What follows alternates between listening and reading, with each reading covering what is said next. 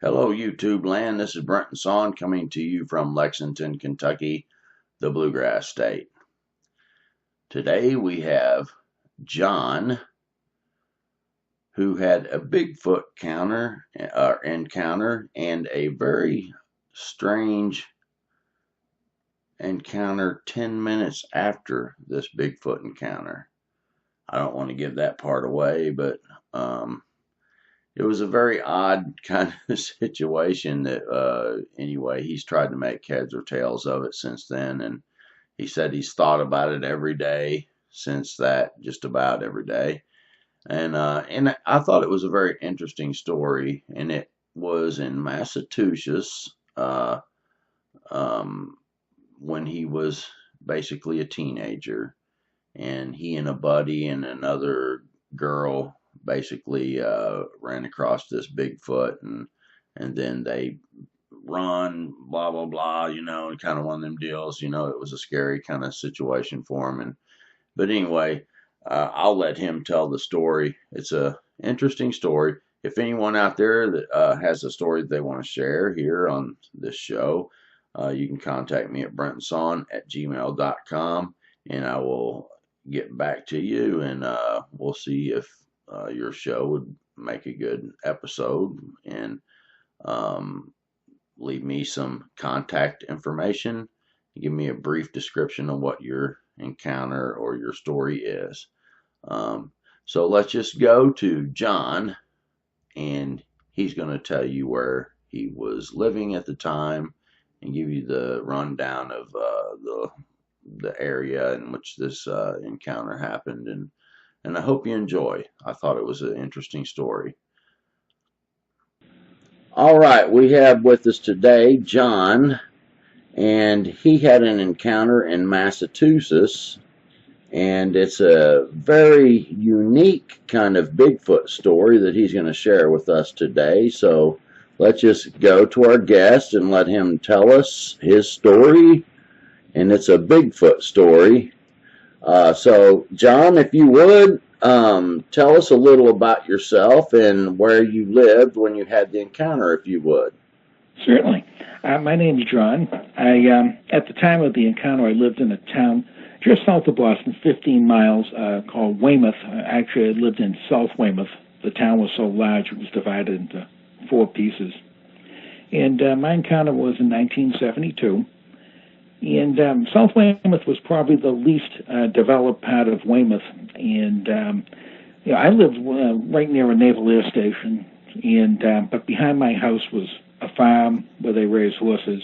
I guess before I moved there in '62, there was actually animals up there, and they raised crops and things. There was an old timer up there. Used to go up there in the summers and pick blueberries and raspberries, probably to like 1970. But by 1972, I had my encounter. The field was pretty much abandoned. They did use it for riding horses around, but it wasn't kept up or anything. And during the encounter, I actually it was with my friend Dave, his sister, and a girl she was babysitting. The field was bracketed on 3 sides by my street, a small strip of woods, the field in this new elementary school, the Union Street Elementary School, and Dave's neighborhood, Linthric Drive. Now, Linthric Drive was built over one of the dirt roads that actually went into this old farm field. Part of it was still accessible. They were, cut across. They built some houses on the dirt road. But as always, we always went up there at night and took Linthric Drive. I was, found my friend Dave. We'd always find other friends because we had other friends that hung up in that neighborhood. It was new. There were very few houses up there. It was kind of a great place if you're a kid and want to run around buildings and things that were being made. And we ran into a sister, and she said, guys, let's go over the farm. I want to go smoke a cigarette. And we were both 14. His sister was 15. So we walked down the dirt road, and along the dirt road there was still a couple of big trees that they never took down, so these were pretty good-sized oak trees. And the farm field is like rolling hills. There was a farm pond, woods on one side of it, on the side I actually lived. Dirt road that went down further. There was a couple of homes there where they raised and boarded horses. And then there was a lot of oak woods. Most of the woods up there is red oak. Go to a sand pit out in the woods and that the town used. And if you kept going, it was very swampy, and there was the old swamp river that went by that way out in the distance. But we're sitting there, and I was facing Dave, and we were just talking under the trees. His sister's having her cigarette. And I was facing Dave. Union Street Elementary School was on my left-hand side, and his sister was standing next to me. And the field was fairly bright because the vandals hadn't yet destroyed the lighting at the school, so they had pole lights out there.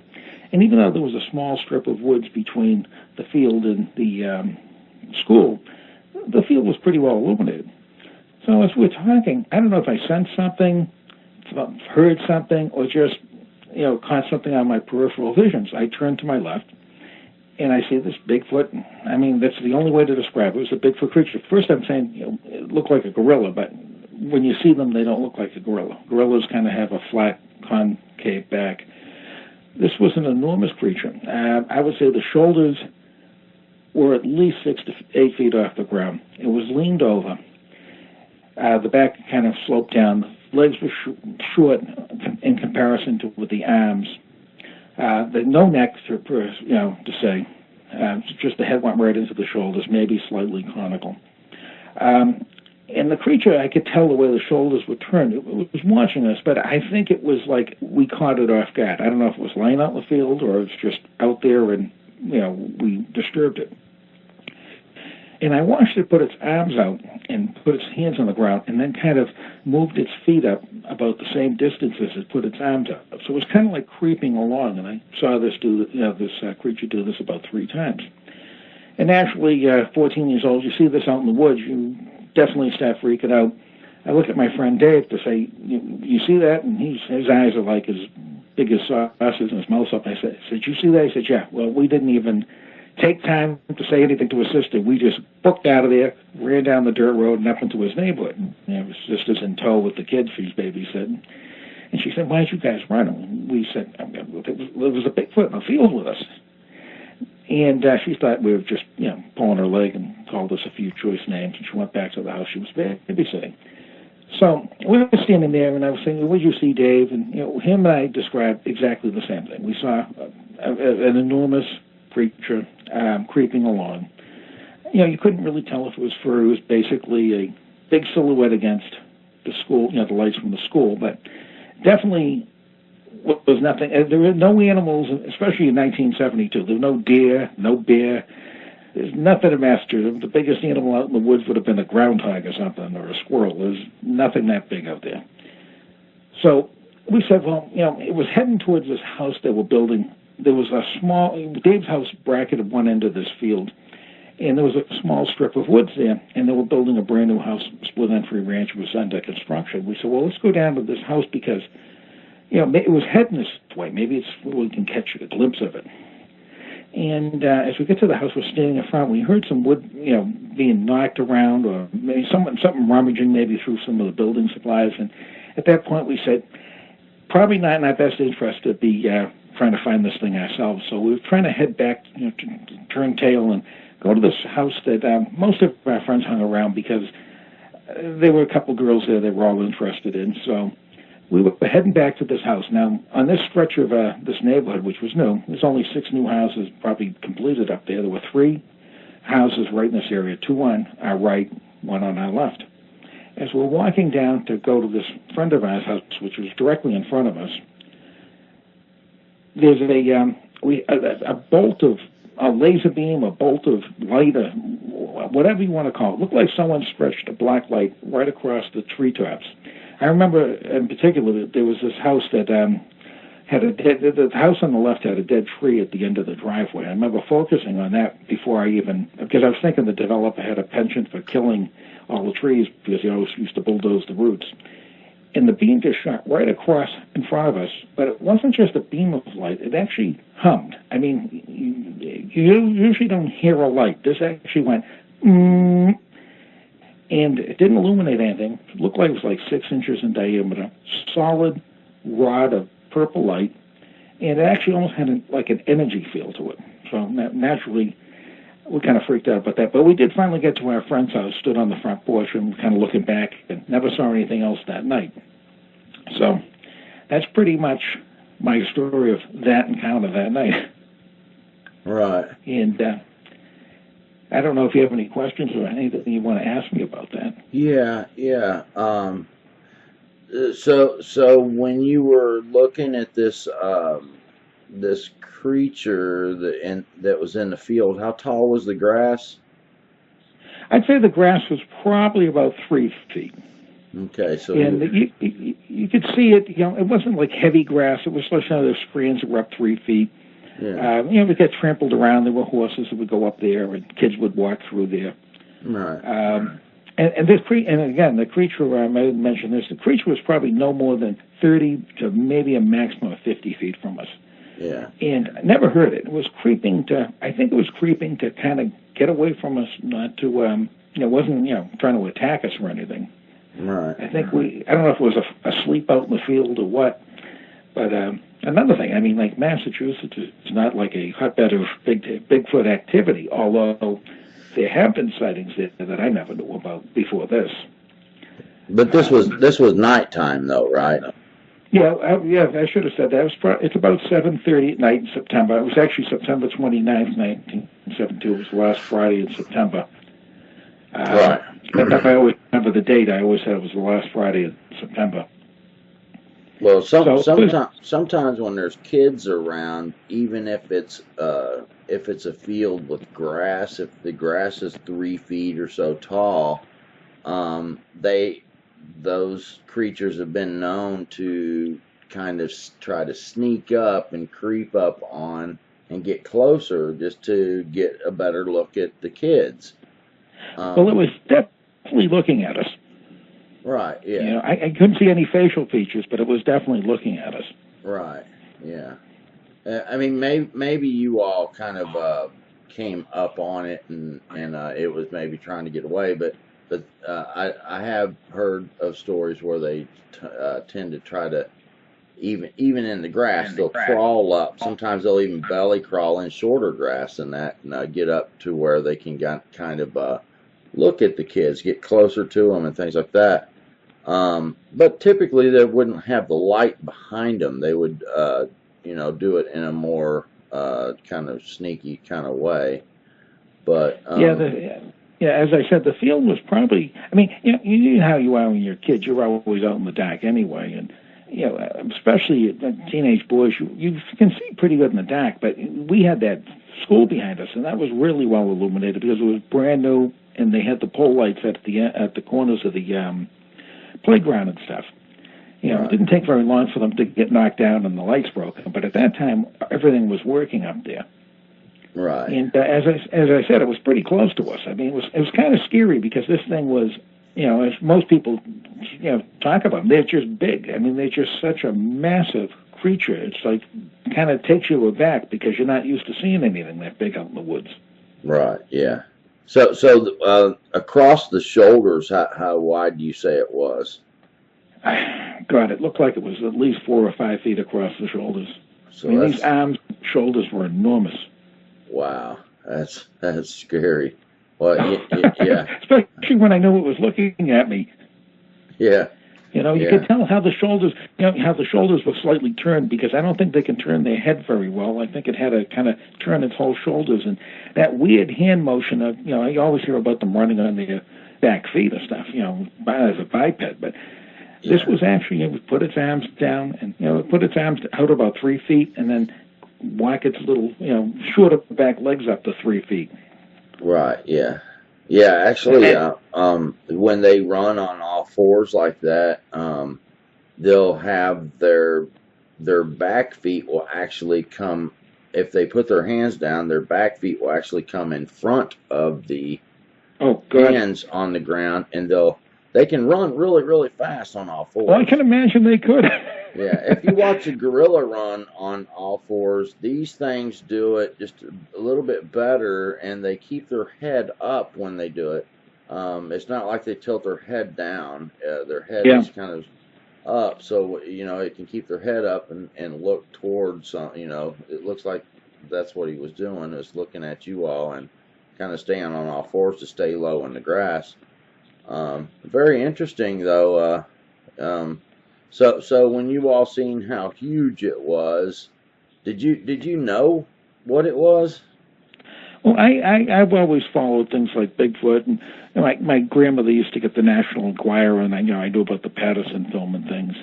But it's not something you would think about. Certainly not something you would think about seeing in South Weymouth. You'd think about more. We're only 15 miles south of Boston.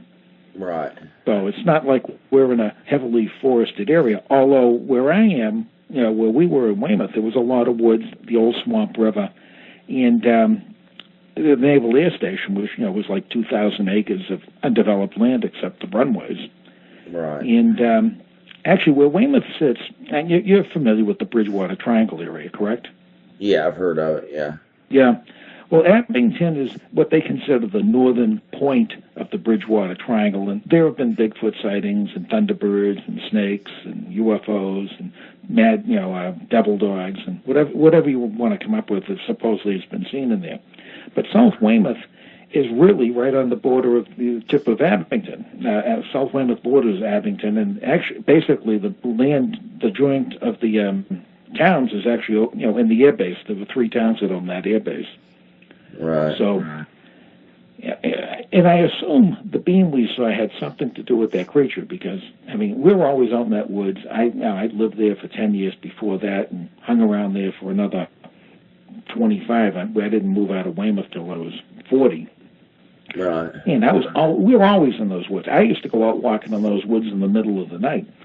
And I used to walk through that field right where I saw this creature all the time. I just never felt it was like a undiscovered North American primate myself. I don't think there are any giant primates running around Massachusetts, especially near Boston, that I believe they could successfully stay out of the public view. Well, they're in every state, except Hawaii. It's incredible, really. I found out later on that and actually I didn't even find this out till years later. When I started hearing about the Bridgewater Triangle and things like that. That in 1970, the town of Bridgewater, which was south of where I lived, the namesake of the Bridgewater Triangle, supposedly there was a police officer sitting in his car, probably, sleeping or something, on the end of a dirt road or a dead-end road, and the back of his cruiser got picked up and then, as he said, dropped violently. So he turned around and he saw what he thought was a bear running on 2 feet out in the woods. Well, there are no bear there. Right. So, and I don't think a bear's going to run up, just pick up the back of his cruiser and drop it. Yeah. But that's a report that you could find, but I didn't know about that till long after my sighting. Right. Yeah. It's quite incredible though when you start collecting these stories how prevalent the Bigfoot is. It's amazing. They're all over. It's just that people don't report them, or they just are so.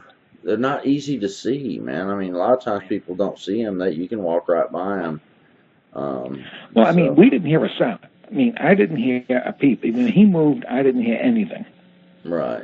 I don't even know how the heck I knew he was there. Maybe sometimes your peripheral vision might catch a movement, or right. maybe you do hear something, or maybe you do have that kind of sixth sense where you say, there's something here.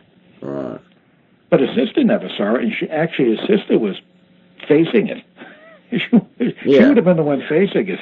Yeah. And she never saw it. Yeah. So that's what I'm saying. That a lot of times people don't see them. They blend quite well. But you and your friend both saw it. Your friend with you actually saw it also. Yeah.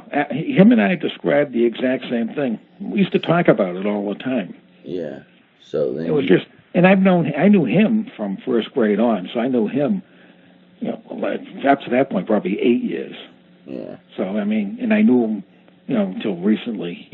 When I had a little bit of a falling out, but we used to talk about it even up to a few years ago. Right. So I guess the sheer size of it basically scared you all so bad you just take off then, right? Oh yeah. Well, in those days, you saw anything, you would, as we called it, book out of there. We just didn't even think about it. You saw a car coming over the field or something, you just took off because you figured someone was going to be doing something, or you just heard noises. You just didn't hang around. Right. Well, and there were a lot of kind of bad people too, in that area. There was a lot of strange things going on at that time period. Right. And there was a river near there? Actually, yeah, at the end of the, there was a farm pond. Actually, right in the field, there was a farm pond. That's where the guys who kept the horses used to water their horses. And when you go up there in the, of course, all year would be up there, either catching frogs or building rafts, or we'd be out there taking there was actually, when they built the school, someone stole a cement tub that they would use to mix cement in. We used to use it as a boat. Right. And then in the winter, we'd skate out there. Right. So there was this farm pond, and there was a little creek going across the dirt road a little further down, but probably maybe a half a mile away, quarter mile away, there was the Old Swamp River, which is actually a fairly good-sized river. Right. That goes through in that area, and it's all swampy out there. I mean, if you wanted to hide something like a Bigfoot, if you're a Bigfoot and you wanted to hide, that would be a great avenue, is that Swamp River. Yeah, that's what I was getting at, is because a lot of times they travel along those river areas because a lot of times it's thick. It's especially if you're calling it Swamp River, then it's probably prime habitat for hiding. And that's the name of the river too, the Old Swamp River. Yeah. And that part of the town was very underdeveloped. There was a road going through the swamps, but basically that was a road they had to cut in. Like Dave's neighborhood, the dirt road, the Union Street School were all off this road called Union Street, which used to be the main drag to Cape Cod. If you were driving from Boston to Cape Cod, a lot of people drive this road, Union Street. But in the 50s, the Naval Air Station brought in jets. It was actually a blimp base. Even when I was a little kid, they were still flying blimps up there. But when they brought in jets, they had to lengthen the runway, so they actually cut right across Union Street. So they had to put a road basically around the end of the air base that went through this swampy area and heavily forested, and they cut across the Swamp River. Right. But it was definitely a great avenue if you wanted to have something moving through that area. You didn't want to be seen. Right. Did you get to see its eyes? No. It was basically a black silhouette against the school. But you could tell that it was looking. You could tell it was looking at you just by the way the silhouette was moving. And well, they don't have a neck per se, so to turn, they'd have to kind of turn their shoulders, and that's what I kind of remember. Is it was kind of turned so you could see kind of across the shoulders more, like the shoulders weren't straight onto me; they were kind of turned. Right. And that kind of, if I think about it and I can see it in my head, it definitely would be like if something was trying to look at you that couldn't move its neck. Right. Okay. All right. Well, but it wasn't creeping toward us. It was kind of creeping parallel to how we were. So it was actually creeping right toward that house they were building. Okay. Well, interesting. That's for sure. Now, when it comes to this purple light, so this thing was about 6 inches in diameter, and it looked like a solid light. Just it was like cylinder. It was like someone took a black light, put it right across the sky, and lit it up for a few seconds and shut it off. I mean, there's a certain purple. I know I used to work in a company that did vacuum chambers, and sometimes you get a coronal effect around electricity. It was this purple. That was kind of the purple it was. It was kind of like a coronal purple. Right. And it actually, but it was very defined. It wasn't like a light that kind of faded out. It was like a perfectly solid, like a laser beam, like a chunk of light.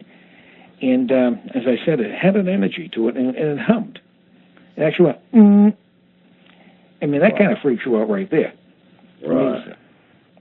And it went perpendicular to us. It went right across the trees in front of us. And if I've actually gone on maps and traced that light. It would have gone right over the Naval Air Station. Would have gone right over the hangar, honestly. Yeah. Now, how high off the ground was this purple light? It was just above the treetops, and I don't know how tall those oak trees are, 60, 70, 80 feet. And it was literally probably no more than 10 feet above the treetops. Okay. I was kind of focused on this house on the left. There was on the right-hand side of the driveway was a dead tree, and I remember as I was walking toward it, the guy who built this neighborhood ran around in his bulldozer all the time, and I think he was always cutting the roots of the trees, and he was always killing trees, and this oak tree was dead, and I said, another one of these trees he killed. And that's when I noticed that the light just shot right in front of us.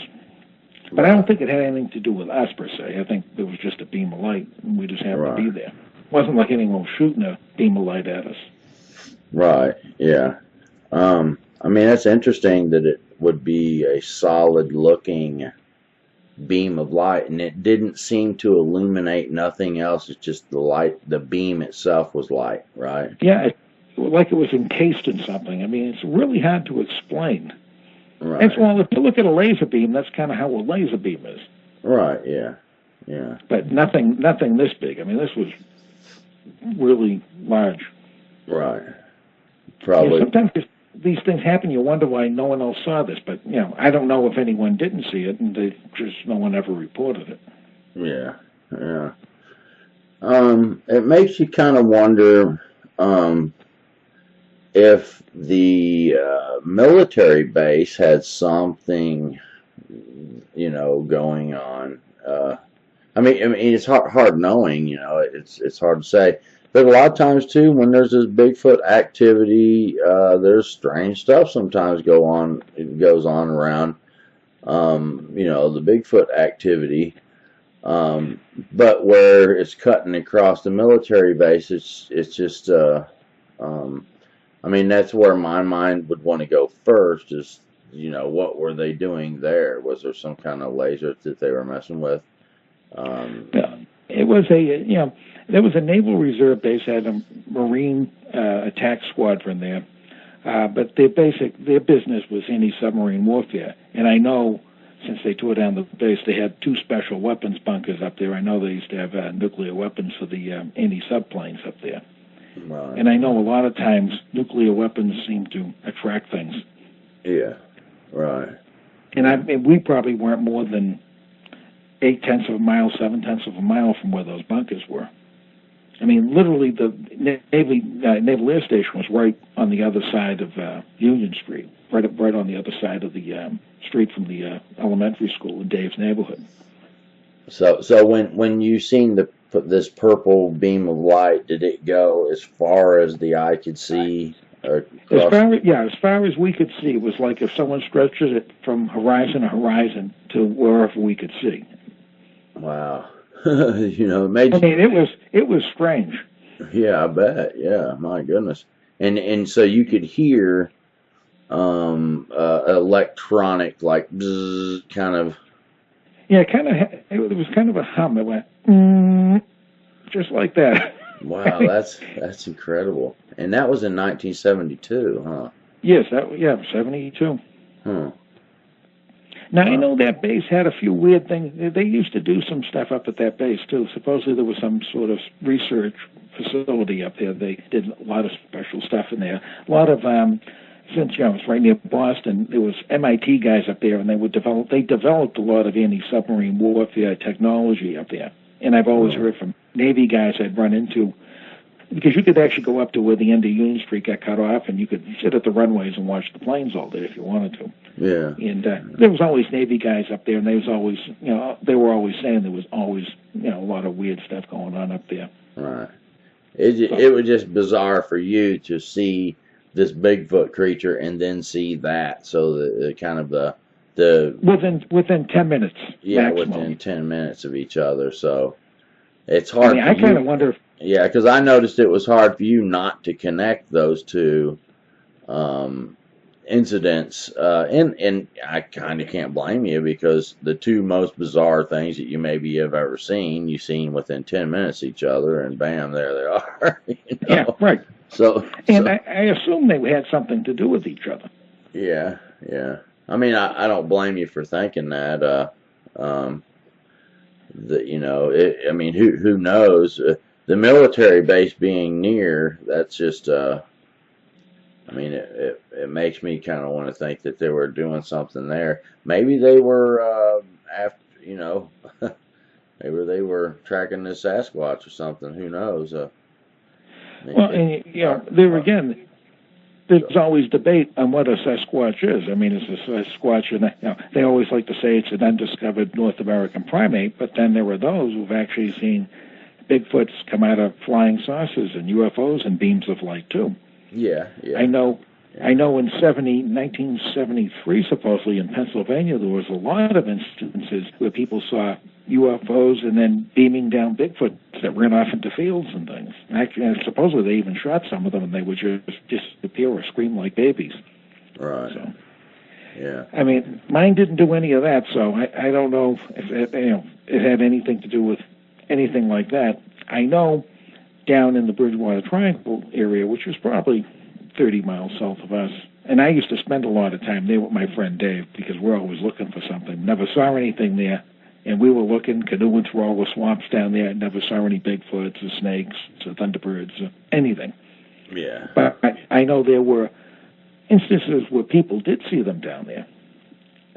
Someone saw one eating a pumpkin, putting their hand in a pumpkin and pulling out the seeds and stuff and putting it in its mouth, and saw the person looking at him, grunted, and took off with the pumpkin, supposedly. Yeah. Well, that's completely feasible there. That's for sure. But wow. I mean, I'm glad it didn't come after us. That was my big thing. As you said, they could charge. I was glad it didn't charge at us. That would have been it for me. Yeah. Well, it sounded like you all, got pretty close to it there, and you took off, and it seemed to maybe be already just trying to get a little bit of a look at you and leave the area or something. Yeah, I definitely think it was at that house under construction, because I don't remember it being particularly windy, but I remember when we were standing in front of that house. Yeah, it sounded almost like someone rummaging through like building materials, like cut pieces of 2x4 or maybe plywood. Right. We heard that. When we heard that, we figured it's probably not a good idea to be messing with this thing. Yeah, no messing with Sasquatch. Right. Well, but the funny thing is, if we did go down to this house where my friends used to hang out, we found a few more people, we probably would have gone out there and tried to find it again. But yeah. Probably a good thing we didn't. Yeah, might be a good thing. That's for sure, because they're just so massive, man. You never know what's going to happen, and it can turn ugly sometimes, and sometimes it can just be an encounter and they run. But as a general rule, though, you don't hear about people actually being. I mean, I've heard about people being threatened by a Bigfoot, but I've actually never heard of anyone being physically attacked and killed. Maybe there were a few cases back in like the late 1800s I remember reading, but I haven't heard any more recent stories about anyone actually being attacked and injured. I know they've thrown things at people, but right. I imagine getting hit by like a 60-pound boulder would probably not do you very good either. So yeah. Well, it might be probably because if they do attack you, you're not going to tell about it. That's right. They might never find you again. I know there are quite a few people that disappear every year in this country, too. Yeah. But yeah, I get what you're saying, because I think that they typically just want to get away from the people. They seem to get curious sometimes, but they typically want to just, stay hidden and until we come out into their area, and sometimes they want to bluff you and throw things and get you to leave. But I bet you had a population around the river area, the Swamp River, and yeah, because that was really dense forest. The air base, there's no one up at the air base except planes, so they could run around up there, and there's like 2,000 acres up there that really no one had any access to. Right. With this strip of road they called the Rockland Strip between my town and the town of Rockland that went around the airbase. I mean, there was nothing there. It was just woods and swamps and quicksand and things. It wasn't really a great place you couldn't be out there running around too much. Right. Yeah. Well, I'll And tell it's you one. what, that's a very interesting encounter you had, for sure. And to add the strange purple solid beam of light to the story within 10 minutes, it is very bizarre for sure. It is. I don't think more than a few days have gone by in my life I haven't thought about it. And Right. I try to tell people. I've tried to get it documented. My story is online for some local Massachusetts paranormal group, but Yeah. most of the time no one believes you. You tell people and they say, "Oh, you're seeing Bigfoot." Ha ha ha. Okay. Well, It's probably a good thing to note that Dave and I weren't drunk or drinking. I'm still a teetotaler. I don't drink or do drugs or anything. So it wasn't like we were on the under the influence of any narcotics or alcohol or something. Yeah, and you were young at that time too, so yeah. No, there'll be a lot of people that believe you on this channel, and there's. Oh, absolutely. Yeah, I mean, there are groups of people I've talked to, and there are people who know more about things that have gone on, and you tell them, they say, "Yeah, you're not the first person that told me that type of story." Right. Yeah. Even locally up there. Right. Yeah. Well, John, I really appreciate you coming on and telling your story, and yeah, I appreciate you letting me have a forum to do it. You're welcome, and it's when people come and share that there's anything to listen to here, So I really appreciate you all, and I'll be in touch with you, and I'll get this edited, and I'll shoot you email before it airs, and okay. So I really thank you very much for coming on and sharing, and all right. All right. Well, thank you very much, and bye-bye.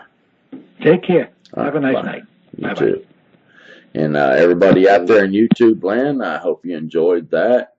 I thought that was a very interesting story to have this Bigfoot encounter and then this strange purple solid-looking light that shoots across the horizon within 10 minutes of having the Bigfoot encounter. So anyway, I thought that would be interesting for you all to hear. So thank you all for watching. And if anyone out there has a story that they want to share, a Bigfoot, Dogman, any kind of cryptid or supernatural, paranormal type story, if you want to share anything like that, you can email me at brentonson@gmail.com.